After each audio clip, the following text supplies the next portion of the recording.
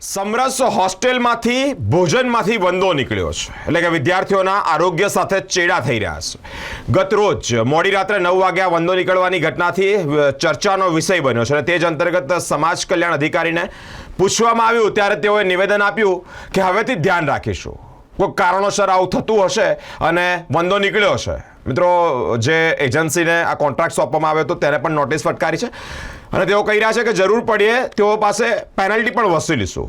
હવેથી ધ્યાન આપીશું, અમારા પ્રયત્નો વિદ્યાર્થીઓને સારું જમવાનું, સ્વચ્છ જમવાનું, સ્વાદિષ્ટ જમવાનું મળી રહે તેવા છે, પરંતુ કોઈ કારણોસર આ વંદો નીકળતાની સાથે જ હવે અમે એક્શન મોડમાં છે, એટલે કે કોન્ટ્રાક્ટ એજન્સીને પેનલ્ટી પણ કરીશું.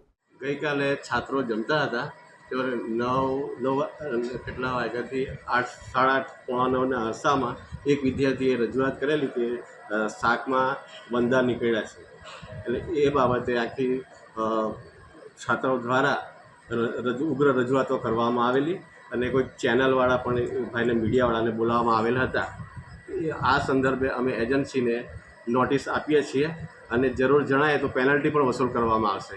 અને અમારા દ્વારા છોકરાઓને સારું અને વ્યવસ્થિત પૌષ્ટિક મળે એ માટે અમે બધા પ્રયત્નો કરીએ છીએ.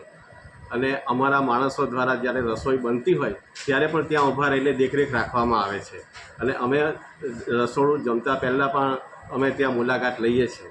અને અમારો પ્રયત્ન છે કે વિદ્યાર્થીઓને સારામાં સારું જમવાનું મળે, પણ આ કોઈક કારણસર આ નીકળેલો છે અને ભવિષ્યમાં આમ ન થાય એ માટે અમે એજન્સીને નોટિસ પાઠવીએ છીએ અને જરૂર જણાવીએ તો એના ટેન્ડરના નિયમો અનુસાર પેનલ્ટી વસૂલ કરવામાં આવશે જો એમાં સુધારો નહીં થાય તો. વિદ્યાર્થીઓનું કેવું એવું પણ છે કે આ પહેલી વખત નહીં, ઘણી વખત આવા કિસ્સાઓ બની ચૂક્યા છે. વિદ્યાર્થીઓ ઘણી વખત તમને પણ રજૂઆત કરી છે પણ કોઈ સાંભળતું નહીં એમને. હવે ફરીથી એવું થશે તો ઉગ્રમાં ઉગ્ર આંદોલન કરવામાં આવશે. નહીં, જો મારા કાર્યકાળ દરમિયાન મારા 2 વર્ષ થવા આવ્યા છે, ત્યાં અગાઉ મારા કાર્યકાળમાં કોઈ આવું ઘટના બનેલી નથી.